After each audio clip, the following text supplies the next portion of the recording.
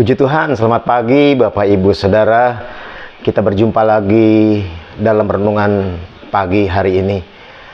Saya berharap renungan pagi ini akan memberkati kita, memberikan sukacita kepada kita. Kita berdoa, Saudara. Bapa surga, kami berterima kasih kalau pada pagi hari ini kembali Tuhan bangunkan kami dengan kesehatan, kuatan yang daripada Tuhan. Saatnya kami akan mendengarkan renungan pagi kami hari ini.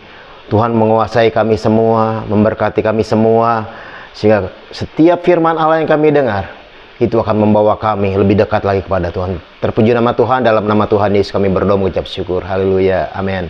Puji Tuhan, saudara, tema dari renungan kita pagi hari ini adalah ada sukacita ketika kita dimerdekakan. Puji Tuhan, saudara, bulan ini, bulan Agustus, tetap kita sedang berbicara tentang kemerdekaan, saudara. Ayat pokok kita terambil dari Yohanes 15 ayat yang ke-11, saudara. Saya bacakan ayat ini. Yohanes 15 ayat yang 11 bunyinya seperti ini. Semuanya itu kukatakan kepadamu, supaya sukacitaku ada di dalam kamu, dan sukacitamu menjadi penuh. Sekali lagi saya katakan, ini perkataan Tuhan Yesus buat murid-muridnya, saudara. Semuanya itu kukatakan kepadamu, supaya sukacitaku, kata Tuhan, ada dalam kamu, dan sukacitamu menjadi penuh. Saudara, ada banyak alasan seorang mengalami sukacita dalam hidupnya. Pertama, ketika dia menang undian. Saat berada di kursi pelaminan dengan orang yang dicintainya. Ketika memiliki banyak uang, lulus ujian dengan nilai yang baik, diwisuda sebagai sarjana, ketika keluarga dianugerahi seorang anak, dan sebagainya, saudara. Seorang pasien akan bersukacita ketika dokter mengatakan bahwa ia sudah sembuh dan boleh pulang ke rumah, saudara, dan keluar dari rumah sakit.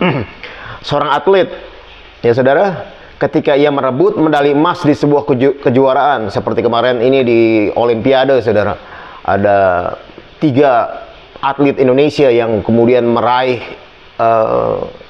medali, saudara, dan 2 medali emas, 1 medali perunggu, dan mereka bersukacita, saudara. Nah, seorang petani akan bersukacita ketika musim panen tiba dan hasilnya baik, banyak, saudara. Itu sukacita buat petani. Begitu juga karyawan akan bersukacita ketika waktu gajian, saudara. Ini yang ditunggu-tunggu. Atau mendapat promosi jabatan. Tapi berapa lama sukacita itu akan bertahan?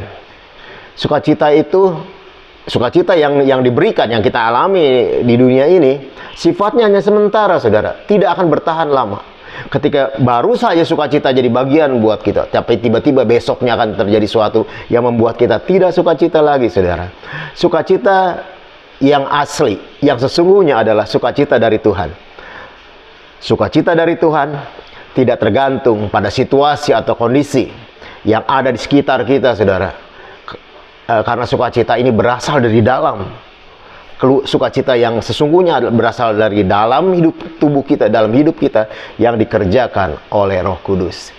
Jadi kita mendapat sukacita yang berlimpah oleh karena ada Roh Kudus di dalam kehidupan kita. Itu sebabnya Rasul Paulus menasehati orang-orang yang ada di Filipi, saudara.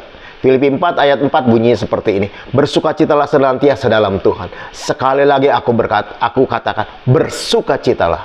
Mungkin kita akan mengatakan seperti ini, saudara. Teori mah gampang, tapi prakteknya sulit. Bagaimana bisa bersukacita ketika kita sedang ada dalam masalah, sakit, banyak masalah utang dan lain sebagainya, toko kita sepi, perusahaan lagi nggak baik-baik aja, dan sebagainya, dan sebagainya, dan sebagainya. Saudara, saya mau mengatakan seperti ini, saudara. Rasul Paulus waktu dia menulis ayat itu, saudara, keadaannya nggak baik-baik aja, saudara.